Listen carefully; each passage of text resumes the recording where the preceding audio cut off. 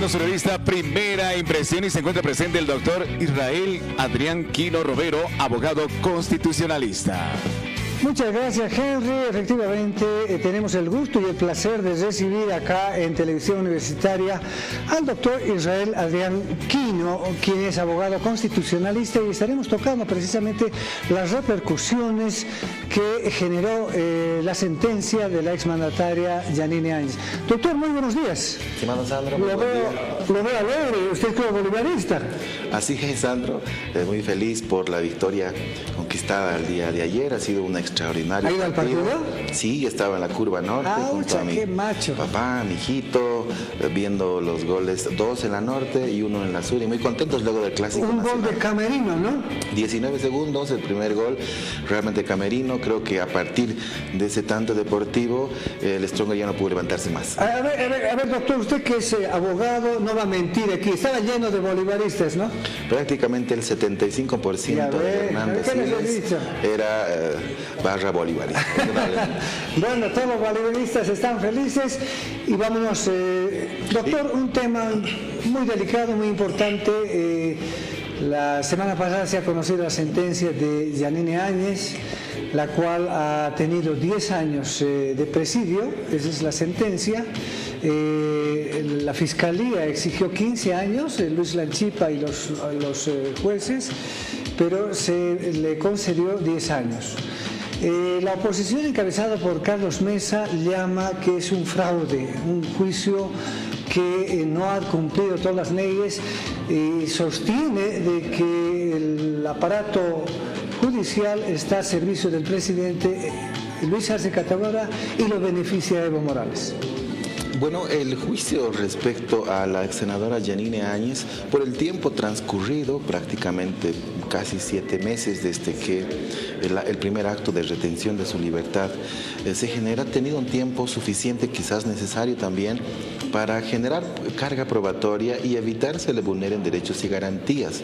Sin embargo, finalizada la etapa preparatoria, cuando se conoce la acusación formal para ir a juicio oral, y en la parte de alegatos finales, el Ministerio Público pide 15 años.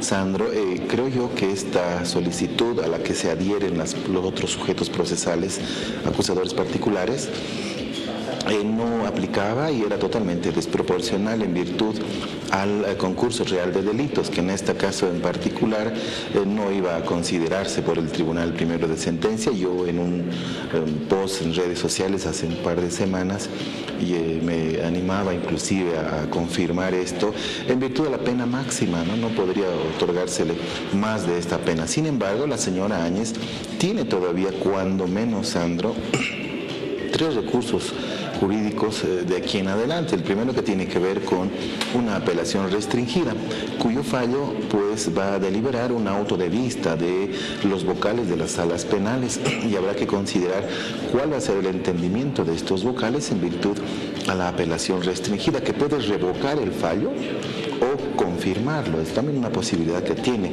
No olvidemos, Sandro, que en un caso anterior, cuando va una excepción de incompetencia en el caso EVA, los vocales deciden sacar de la vía ordinaria el juzgamiento de la señora Áñez para juicio de responsabilidad. O sea, ya una sala penal en La Paz ya ha dirimido respecto al juzgamiento en juicio de privilegio. Habrá que ver qué consideración tiene la sala que se sortee.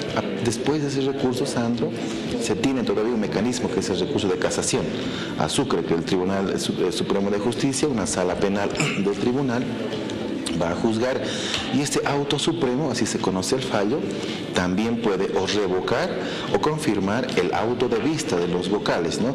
Y ya luego, una vez que vuelva a La Paz, se ejecutaría la sentencia de manera posterior a la ejecución de la sentencia. Pasado un tiempo necesario, todavía puede pedir un recurso extraordinario de revisión de sentencia. Hay los mecanismos, pero para activar la vía internacional, porque también así lo han anunciado su defensa jurídica, tiene que agotar la vía interna. Luego de ello, recién activar la vía internacional. ¿Qué es lo importante en virtud de las críticas de los opositores y actores políticos que también se han pronunciado en razón de esto? Primero que existe una misión de Naciones Unidas, Sandro, que ha acompañado todo el juicio, ¿no? Quizás este dato no se ha compartido, no ha sido muy público, pero existe una misión del Alto Comisionado de Naciones Unidas que ha acompañado todo el proceso judicial de la señora Yanine Áñez a objeto de verificar no se le vulnere el debido procesamiento. Si luego, y esto lo ha anunciado también Naciones Unidas hace un par de días, el miércoles se convoca la lectura de sentencia del caso Áñez, ¿no? Se va a conocer la parte tanto considerativa como la dispositiva, que la hemos conocido al final de la jornada del día viernes. Ahí vamos a saber qué elementos de prueba han sido los aplicados para que se determine esa sentencia, y luego de ello se pronuncia Naciones Unidas. Si Naciones Unidas se pronuncia en virtud a la vulneración del debido proceso, es muy grave. Ahora, doctor, ya que toca el tema de Naciones Unidas, Diego García Sayán estuvo presente, invitado por el gobierno precisamente, y hizo observaciones importantes. Fundamentalmente el proceso que se le estaba siguiendo a Yanine Áñez, detenida en la cárcel. Esto es un abuso no solamente de ella, sino de todos los procesados, de cualquier otro delincuente, que se comete en la justicia boliviana. Prácticamente Yanine Áñez no ha tenido la posibilidad de defenderse en libertad. Sí, es muy importante el informe del relator especial de Naciones Unidas respecto a la justicia en Bolivia. Entre varias observaciones, él comenta en su informe que ha encontrado una justicia profundizada por elementos políticos, ¿no? Esa es una politización del sistema judicial, pero además penetrada por la corrupción. Eso es muy grave, ¿no? Ese es el sistema judicial que tenemos en este momento. Pero de la crítica internacional, afirmar que ha sido este tribunal primero de sentencia anticorrupción o tiene esos elementos este tribunal, quizás es especular, o es el otro tribunal en el Alto, el Juzgado Cautelar de La Paz o de Viacha. Eso creo yo es generar ya hasta una sindicación a la propia honorabilidad de los jueces, pero un par de críticas en las que hay que coincidir. Cuando el sistema no funciona, hay que reestructurarlo, ¿no? El caso del Tribunal Primero de Sentencia, Sandro, 2 de los 3 jueces han sido designados en enero de este año, ¿no? Son jueces nuevos que están haciendo carrera judicial. Por ello también era entendible que generen bastante celeridad en el juzgamiento para evitar el cuestionamiento del derecho de acceso a la justicia. De allí que, en tanto y cuanto la Fiscalía genera la prueba activa, la señora Áñez presentó, Sandro, por lo menos más de 40 recursos en este procesamiento, entre excepciones, incidentes, acciones de defensa, amparos, hasta la última acción de inconstitucionalidad de carácter concreto. Y la justicia, tanto en la vía ordinaria como en la vía constitucional, ha intentado resolver y atender las solicitudes de la señora Áñez. No le han sido favorables. Quizás ahí podamos generar alguna crítica sobre que no ha respondido, ¿no?, al recurso de defensa de la señora Áñez, ¿no? Pues una decisión de ellos. El doctor menciona que son abogados nuevos, jueces nuevos que están haciendo su trabajo en forma acelerada, pero pareciera que en este caso de Yanine Áñez sí se han portado muy bien, han hecho su trabajo y han sacado un fallo, pero express, como dice la oposición. ¿Y qué pasa con los otros juicios? Exactamente. O sea, ¿por qué no son también igual así de rápidos? Exactamente, Sandro, lo que decíamos a un inicio. Si el sistema judicial está contaminado, porque yo advierto que está en estado vegetal el sistema judicial en el país, ¿no? Cuando las críticas internacionales del GIEI, que depende de la CIDH o EA, el CAT de Naciones Unidas, el Comité contra la Tortura de Naciones Unidas, el relator especial García Sayán, dicen que nuestra justicia está mal, ¿no? Entonces, no hay otra posibilidad de reformarla estructuralmente. Pero en este momento, quienes están ejerciendo esa facultad de administrar e impartir justicia son los jueces que tenemos, ¿no? Tampoco podríamos omitir, sería muy grave que un órgano político la juzgue a la señora Áñez, eso sí sería vulnerar su derecho al debido proceso. Entonces, son esos jueces los que tenemos, y la crítica es correcta, Sandro. Claro, o sea, se preocupan por una causa en la que 7 meses desde que el primer acto de etapa preparatoria se afirma hasta el juicio final, ¿no? ¿Y qué pasa con las demás causas? Hay juicios orales, Sandro, que están 5 años, ¿no? Mínimamente. Este ha durado 7 meses, ¿no? Ahí uno puede advertir. Parece también, que hay, ¿no?, influencia política también después de todo, ¿no? El sistema judicial, Sandro, es funcional al poder. No importa si es el más, el menos, fue la señora Yanine. Yo le pongo un ejemplo.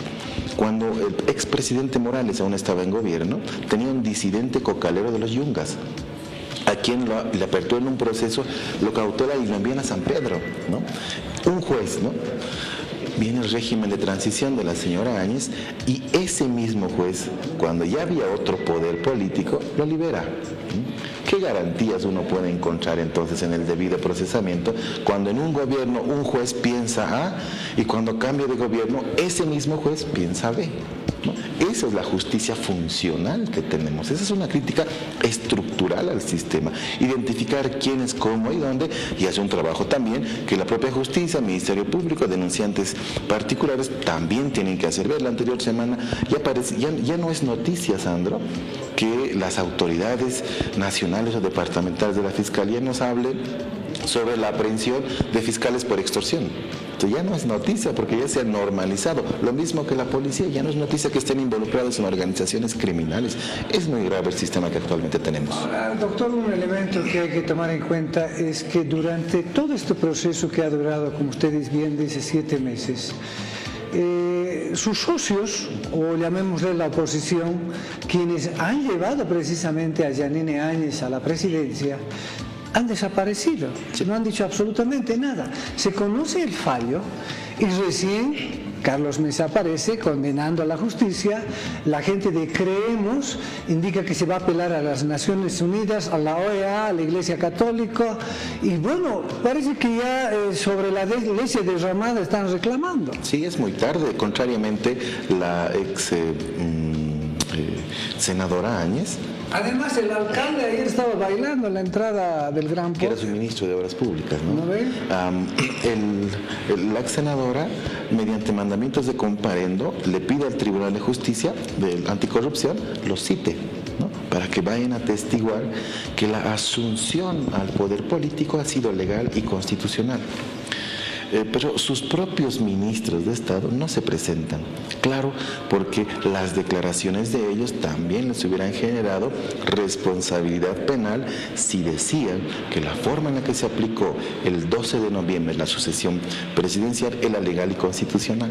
Entonces, al desaparecer del proceso judicial en sí, no ha tenido testigos que den fe de la legalidad de la asunción al mando al poder político. Entonces, ya con la sentencia de resoluciones contra a la Constitución y la ley, se advierte que la forma en la que aplicaron en noviembre el 169 de la Constitución no fue la forma legal ni constitucional, y la sentencia sienta un primer presidente que está sujeto a impugnaciones, a recursos judiciales. Sin embargo, de ello hay corresponsabilidad en comandantes policiales y comandantes militares, para quienes ya había cooperación judicial, ya en el contexto internacional, Sandro, ya no será de pronto más tiempo en el que demore las solicitudes de extradición de los mismos, porque están prófugos de la justicia. Ahora, el vocero presidencial Jorge Richter está afirmando de que esta sentencia es un ejemplo precisamente para cualquier otro ciudadano que intente tomar la presidencia del gobierno sin el procedimiento adecuado. Sí, cuando un conjunto de personas negociaron el destino del país, habían dos expresidentes, tanto el señor Carlos Mesa como el señor Jorge Quiroga, que asumieron la presidencia producto de la sucesión presidencial, porque eran vicepresidentes electos. Y cuando se aplica de esta forma el 169 en este tiempo de incertidumbre, conflictividad social, ausencia de legisladores para sesionar y ver a dónde debería recaer la presidencia del país, pues generan acciones, recomiendan acciones, y la señora Áñez también, hay que decirlo, porque ahí hubo una concomitancia, por ello también han sido sentenciados comandantes militares, toma el poder político, ¿no? Y asuma el poder y empieza un régimen de transición.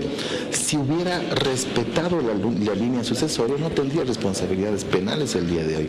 Es un precedente importante porque es inviable que cualquier grupo de funcionarios públicos, en ese tiempo senadores, recomendados por dirigentes políticos, puedan quebrantar el orden constitucional.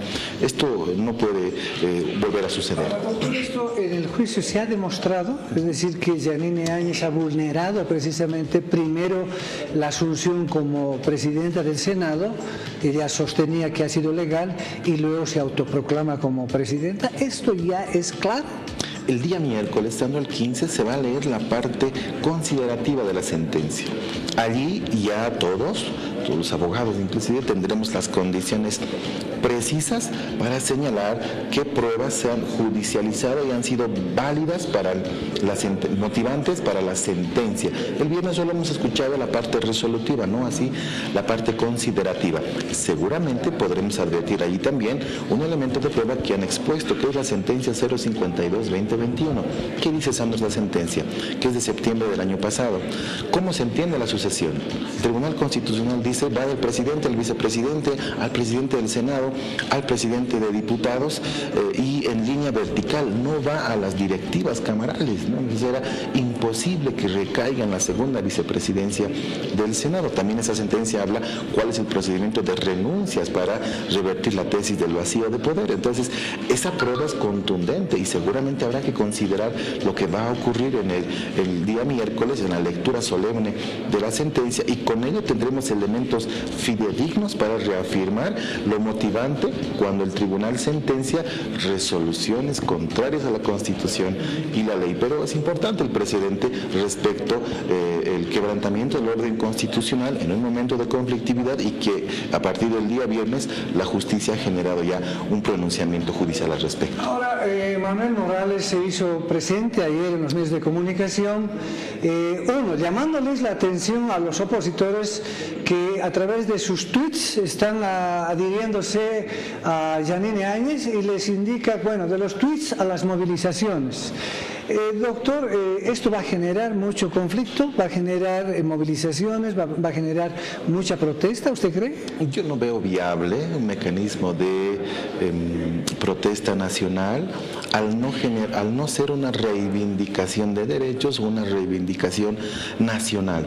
El año pasado, cuando hubo una movilización en Santa Cruz, 14 días, por una ley en la que se decía que iban a intervenir nuestras cuentas particulares, había una movilización importante, se adhería a Santa Cruz, Potosí, luego Beni. Era preocupante ya a nivel en escenarios de conflictividad social, ¿no? Porque intentó reivindicar algo nacional, un derecho a la privacidad.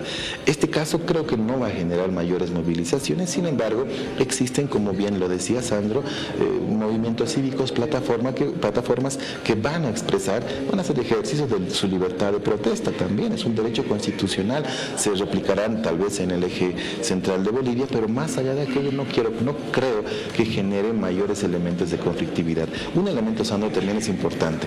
No hay que desinformar, esto ya desde los actores políticos oficialistas, que esa sentencia tenga que ver con Sencata y se acaba. En absoluto, esto no tiene nada que ver. Ese es el golpe 1, ¿no es cierto? Sí. El que se ha juzgado es el golpe 2, precisamente el proceso que se ha llevado adelante en la asunción del poder, es decir, la toma del Senado y la declaración, la autodeclaración de presidente. Sí. Se viene el golpe de Estado 1, ¿no es cierto?, en el cual es más complicado porque ahí entra su acción como presidenta constitucional, llamémosle así, y las acciones de Sacaba y Sencata, las muertes sobre todo. Sin embargo, Sandro, los delitos tipificados son conspiración y terrorismo, ya no se dicen porque el tribunal lo expulsó. Significa que tampoco el golpe 1 está juzgando delitos de lesa humanidad, que son las víctimas de Sencata y Sacaba. Por ello, no hay que confundir cuando también se escucha de pronto al respecto de la sentencia, se ha hecho justicia por Sencata. Eso es falso. No se ha tocado. Las muertes por Sencata y Sacaba se están hasta el momento en la impunidad y no existe proceso judicial en este momento vinculadas a los delitos de lesa humanidad por las masacres de Sacaba y Sencata, siquiera está en conocimiento de autoridad judicial. ¿Por qué razón, Sandro? Porque la Fiscalía, cuando prepara 4 proposiciones acusatorias en el gobierno, contra el gobierno de la señora Yanine Áñez, uno de ellos tiene que ver con Sencata y Sacaba. ¿Y dónde está ese proceso? En la Asamblea Legislativa Plurinacional, archivado. Ahora, ya tengo un minuto, doctor, agradeciéndole a que está acá presente en Televisión Universitaria. va a haber persecución de brujas, los van a perseguir a Carlos Mesa, a Luis Fernando Camacho. ¿Cómo va a ser esto? Eso sí es altamente probable, Sandro, porque quienes han planificado la forma de proyectar la inaplicación de la Constitución tienen responsabilidad. La Fiscalía, leída la sentencia, ejecutoriada la sentencia, puede activar sin necesidad de denuncia lo que podría ser el golpe 3 contra los planificadores de la forma ilegal de la toma del poder político. Ahí están dos expresidentes y uno de ellos, recordará Sandro, que salía a la prensa y en videos publicaba: acabo de hablar con el comandante de la Fuerza Aérea para permitir la salida del expresidente Morales. Así es, él decía de manera pública que le daba órdenes a un comandante militar, cuando ese comandante debió todavía seguir las órdenes de su capitán general, que era el señor Evo Morales, hasta que la carta de su renuncia sea admitida en la Asamblea, en tanto y cuanto debieron resguardar el orden constitucional. Y habían estos actores políticos que planificaron esa toma ilegal e inconstitucional del poder político en noviembre del 2019. Doctor, definitivamente quiero agradecerle acá la presencia en Televisión Universitaria. Para nosotros es un placer tenerlo acá, presente al doctor, precisamente Israel Adrián Quino. Doctor, muchísimas gracias. Sandro, honrado de participar acá, contento de visitar el canal después de mucho tiempo y agradecido también por este espacio, a la audiencia, bendecida jornada. Buenos días, muchas gracias. Bien, estuvo con nosotros el doctor Israel Adrián Quino. Él es abogado constitucionalista y pues nos ha ido ampliando algunas situaciones importantes sobre este bullado caso. Seguimos contigo, Henry. Continuamos.